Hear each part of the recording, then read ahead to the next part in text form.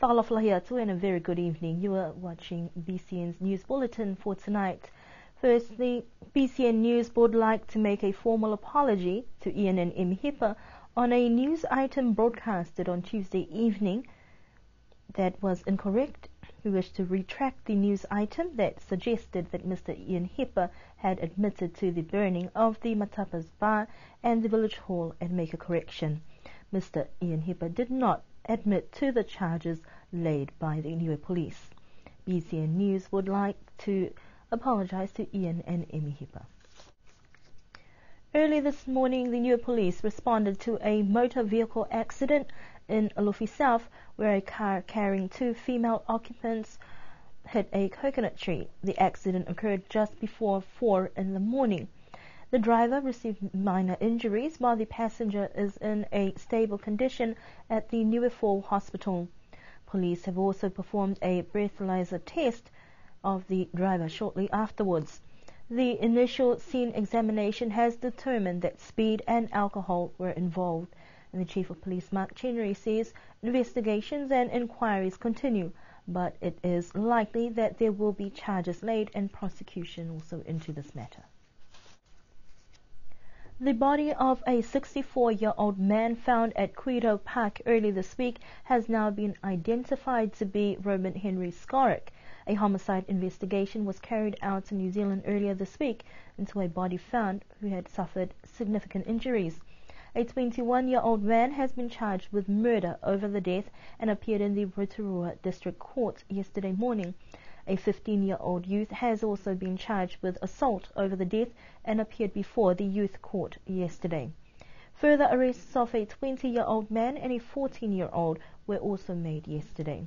The investigation team located further items of interest in relation to this homicide, including property that belonged to the victim. Police have also informed Mr. Skorek's next of kin living overseas of his death. Henry Skorek, a Polish national, first arrived in Niue in the late 90s. He later went on to make Niue his home and build a house in the suburb of Huihui. Mr. Skorek was also a well-known resident on the island. Our sincerest condolences go out to Mr. Skorek's friends and families. At the end of the 2011 school year, a total of 11 teaching positions were advertised. An apparent teacher shortage and an urgent need for positions to be filled before the new school year begins in 2 weeks' time. Government's main employing body, the Niue Public Service Commission, says that a total of 9 applications were received and all were interviewed.